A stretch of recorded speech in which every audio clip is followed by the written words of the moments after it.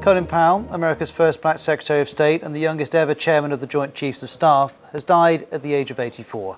His family says it was due to coronavirus complications. General Powell was a key figure in several Republican administrations. British members of Parliament have been paying their respects to their colleague Sir David Amess, who was killed on Friday. They did so at a special sitting of the House of Commons. The Prime Minister said his death left a vacuum that would never be filled. Russia's shutting down its diplomatic mission to NATO in a tit-for-tat spying row. Earlier this month, the Western Military Alliance expelled 8 Russians, accusing them of being undeclared Russian intelligence officers. And jury selection has begun in the trial of 3 American men who fatally shot a black jogger, Ahmaud Arbery, in February last year. Activists have called the killing a modern-day lynching. In Haiti, police accuse the 400 Mowozo group of kidnapping 17 religious aid workers from a U.S.-based organization. In Vietnam, at least 3 people are killed in floods and landslides after heavy rain over the weekend. At least 3 others are reported missing. In Kuwait, several workers suffer minor injuries after a fire at a major oil factory. And in Greece, security forces guard the 2022 Beijing Winter Olympics flame after 3 activists protesting human rights abuses in China break into the area where it is kept. We start in the United States, where former Secretary of State Colin Powell died on Monday due to complications from COVID-19. He was 84. Powell's family wrote in a Facebook post he was fully vaccinated. They said, "We have lost a remarkable and loving husband, father, grandfather, and a great American." As a 4-star Army general, he was chairman of the Joint Chiefs of Staff under President George H.W. Bush during the 1991 Gulf War. Later, Powell served as Secretary of State under President George W. Bush. He was the first black U.S. Secretary of State and top military officer. Moving to the coronavirus situation here in Japan, where the number of new cases continues to fall. The government says more than 75% of the country's people have received their first vaccine dose and 67% have had 2 shots. As the rate rises, some municipalities are reducing the number of vaccination venues. The city of Kashiwa near Tokyo is using a large screen in front of its train station to reach out to residents who are still not inoculated.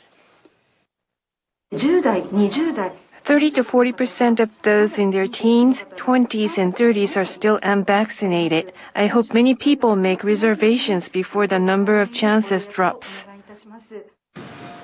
Officials in a Tokyo ward set up booths on Monday for the Pfizer vaccine at a venue that usually offers only Moderna. Last week, the government decided men in their 20s or younger can choose between the 2 vaccines, as there have been rare cases of inflammation in cardiac muscles following the Moderna shots. I changed my shot to the Pfizer vaccine after learning I could do so here. Meanwhile, a Japanese medical venture firm says it started clinical trials on a made-in-Japan vaccine it's developing with other institutions and universities. They say that new vaccine uses messenger RNA like Pfizer and Moderna, but with a different mechanism that allows it to multiply in the body over a set period of time. They added this results in increased antibodies, so it will be possible to yield the same efficacy with a lower dose of the vaccine. I understand many people have been waiting for a made-in-Japan vaccine, not only in Japan, but also abroad. I hope they will soon be able to obtain our new vaccine. Across Japan, more than 230 new cases were confirmed on Monday. Tokyo reported 29, which is the lowest number this year. NHK's latest poll suggests the approval rate for Japanese Prime Minister Kishida Fumio's cabinet is down slightly from last week. It comes just before hundreds of candidates officially launched their campaigns on Tuesday for the country's lower house election. Nearly 3,000 people responded to the weekend survey. The support rate for the cabinet was 46%, down 3 points from a week earlier. Kishida took office 2 weeks ago. The disapproval rate was 28%, up 4 points. Asked what issues are important in the election, a third of the respondents chose economic and fiscal policies.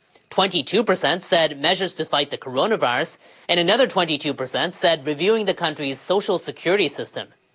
Others said diplomacy and national security, environmental and energy policies, and constitutional amendments. And on how they want lower house seats distributed after the election, a quarter said they want the ruling coalition to gain seats, while 31% said they hope the opposition camp will. Almost 40% were undecided. Voters will choose 465 members of the lower chamber at the end of this month. The families of Japanese nationals abducted by North Korea decades ago have met Prime Minister Kishida for the first time since he assumed office. They urge the government to take concrete steps to resolve the issue as soon as possible. Kishida apologized to the relatives, saying the issue is one of the most crucial for his administration. I will face North Korean leader Kim Jong-un without any conditions. Japan must take every opportunity in cooperation with relevant countries. One of their relatives said they're determined never to give up. He added he wants the Prime Minister to seize every possible chance. The families held a news conference after the meeting. 私たちはやはりあまりにも長い年月、何にもわからない状態、首脳会談をしていただきたいと、本当にこちらの日本の思いをしっかりと相手の人に伝えていただきたいということをお願いしておきました。 Japan's government says North Korean agents abducted at least 17 citizens in the 1970s and 80s. 5 were repatriated after a bilateral summit in 2002. 12 remain unaccounted for.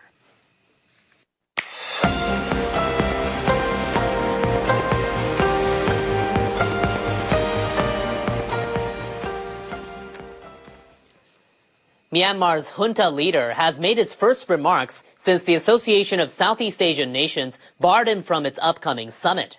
Min Aung Hlaing said some demands made by ASEAN are non-negotiable, but indicated his nation will continue talks with the group. Negotiations and discussions are still underway. As an ASEAN member, we will do our best. ASEAN has been trying to mediate between the military and pro-democracy forces in Myanmar. It says the military has not cooperated.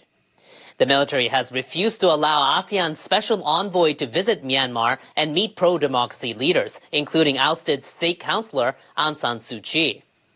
Earlier, ASEAN cited the military's behavior as the reason for its decision not to invite Min Aung Hlaing to the summit starting later this month. The group says it'll instead ask a non-political representative from Myanmar to attend the meeting. Myanmar's pro-democracy National Unity Government released a statement on Sunday welcoming the move. It says, "We realize this is an unprecedented and positive step by ASEAN for the people of Myanmar." Tensions are escalating in Indian-controlled Kashmir. Suspected militants shot dead 4 civilians in the region over the weekend. Police say the victims were targeted. The killings were the latest in a wave of attacks against civilians, including members of the minority Hindu and Sikh community in Muslim-majority Kashmir. Local police say the violence has claimed 11 lives in the past 2 weeks. Security has been heightened across the region as more such attacks are anticipated in the coming days. In 2019, India abrogated the special status of Indian-controlled Kashmir and integrated it with the rest of the country.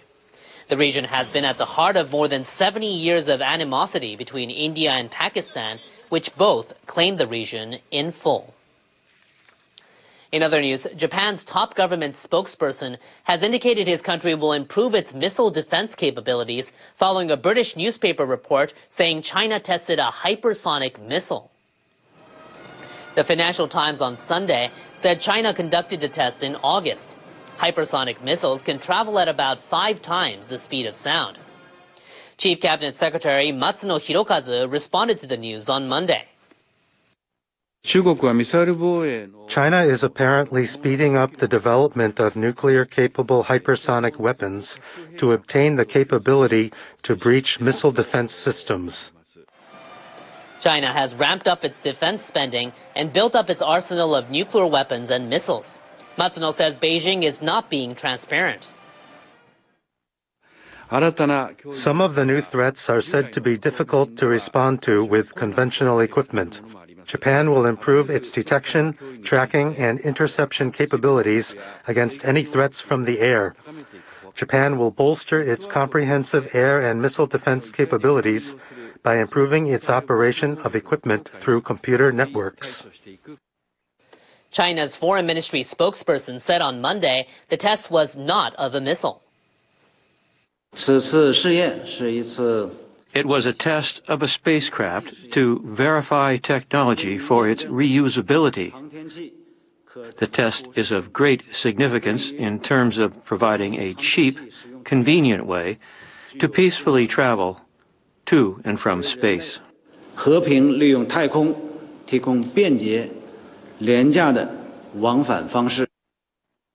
The spokesperson added many companies around the world have carried out similar tests. The Olympic flame for next year's Beijing Winter Games has been lit at a ceremony at the site of the ancient Olympic Games in southern Greece. The event was held in the ruins of a temple on Monday without spectators because of the coronavirus pandemic. Among those in attendance were IOC President Thomas Bach and Vice President of the Organizing Committee for the Beijing Games, Yu Zaiqing. A woman dressed in the traditional white costume of ancient Greece lit a torch using a flame ignited by the sun's rays focused with a parabolic mirror. The flame will be handed to the organizers of the Beijing Games in Athens on Tuesday. Several human rights activists tried to disrupt the ceremony to protest human rights abuses in China. They carried a Tibetan flag and a banner reading "No Genocide Games." They were swiftly led away by police, and the ceremony was not interrupted. The Beijing Winter Olympics will take place from February 4th through the 20th.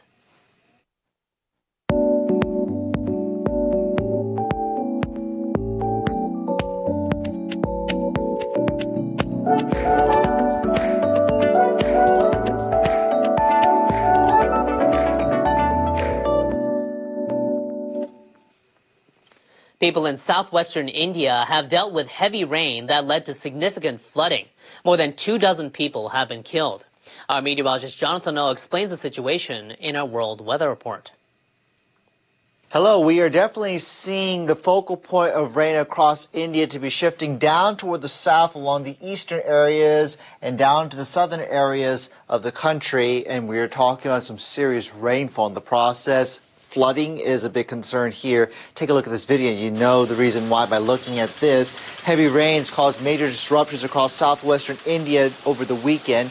The Indian Army and Navy conducted rescue operations after a landslide hit the area, with local media reporting people have died because of this. Conditions are expected to start improving, but the impact still, you can see there, that cleanup is going to take some time. Looking at the forecast here, we still do expect some rain into the southern areas of India, but big focal point when it comes to the rain will be toward the east, so need to be on the lookout for that. On Tuesday, looking at rain from Varanasi into Kolkata, and looking at rain down toward the south as well, with some thunderstorm possibilities. Over in Europe, we have a complex of low-pressure systems now moving into the northwestern areas of the continent. Meanwhile, high pressure is really controlling the central and southern areas of Europe. So that's going to keep things relatively dry, but up north, winds will be strong, and looking at some rain, even thunderstorms for the United Kingdom into the Scandinavian peninsula. Can't even rule out the possibility of some snow into the higher elevations. So be on the lookout for that coming up on Tuesday. Stockholm, a high of only 9 with thunderstorms. Berlin into London also looking at some unsettled weather. Across Asia, East Asia, big cool down across Japan as we see cooler air really pushing in, and we're looking at some unstable weather with some rain coming up on Tuesday. Back toward the west, looking at possibly some snow over to the higher elevations of China. Look at this, temperatures into the mid-teens for Tokyo on Tuesday, and it's also going to be wet. That's the future forecast. Hope you have a good day wherever you are.